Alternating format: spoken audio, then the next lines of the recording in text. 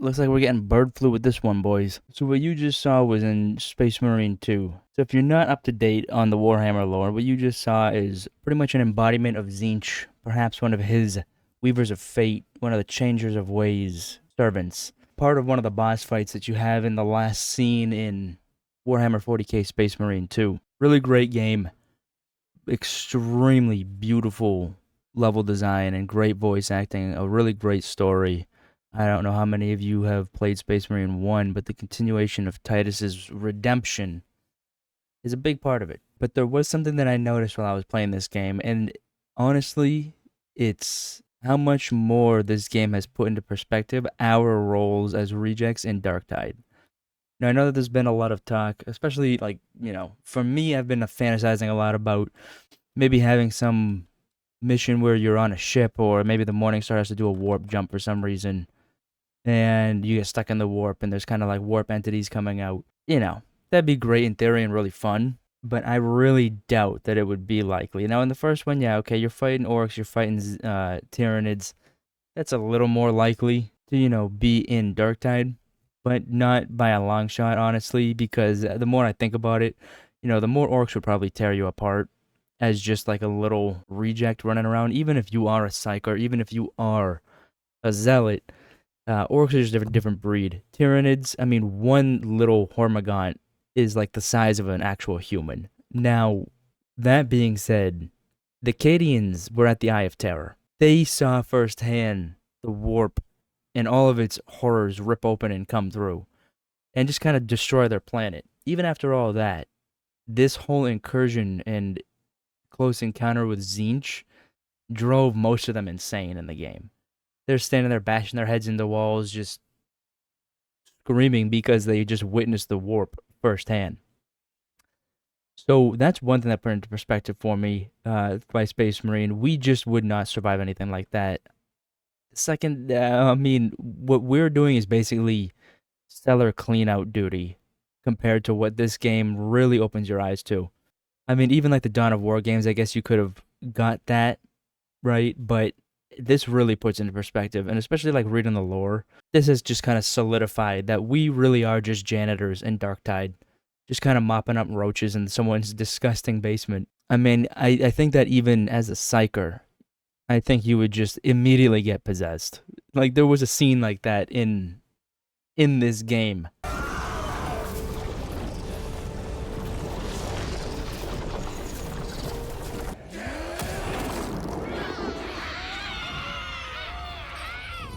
Chiron shot her, right? We would just stand no chance as rejects. So get used to fighting little decrepit chaos cultists because that's what we're here for in the long run. The second thing that really got put into perspective for me was, I know that a lot of people have been unsatisfied with the state of power weapons and stuff like that. They're claiming that it's not lore accurate.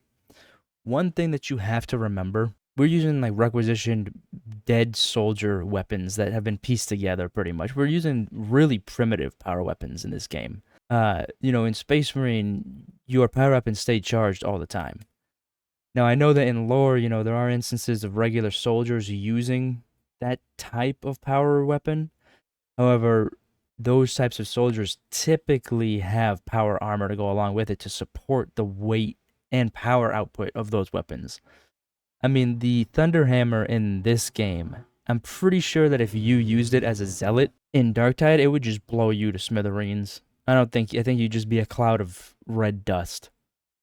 So don't expect, unless Fat Shark decides to like implement a power armor like in a new class, right? With zealots, for instance, if they have like power armor zealots, that would make a little bit more sense if we got stronger power weapons to use with them. But I mean, even the combat knives in this game, like Space Marines pick them up like they're toothpicks, like they're little daggers, and you put it next to a real person, and it's like there's no way you'd even be able to fucking lift that with your tiny little scrawny arms. You could lift all the weights you wanted all your life. You could put your Darktide character at 6 feet tall, the tallest setting, and they would have a hard time. I think that the Ogrins obviously could pick up those type of weapons, but them being Ogrins and a reject, they're kind of like a double minority there. But it just put a lot of what the actual horrors of the warp means. The Space Marines, obviously bioengineered soldiers. That doesn't just go for your body, right? That goes for your mind too. They're made to withstand the stressors and the horrors of the warp. We are just basically scavengers that were arrested because we took one too many chicken bones out of the trash heap. And they were like, yeah, we have a spill in the basement. Go mop it up. And you're like, hey, do you guys know that there's like a cult down here? They're like, what? You mind killing it while you're at it? So yeah, definitely a great game. I would watch it, but I just wanted to share my thoughts on how it really just put into perspective who we actually are and how low down the food chain we are in Darktide. But yeah, anyways, I hope you guys enjoy this. I'll be back from California in about a week, and let me know your thoughts on that. See you guys in a week. I got a few videos posted here, or scheduled to be posted, so I'll be back. Take care and enjoy Space Marine and Darktide and whatever else you're playing.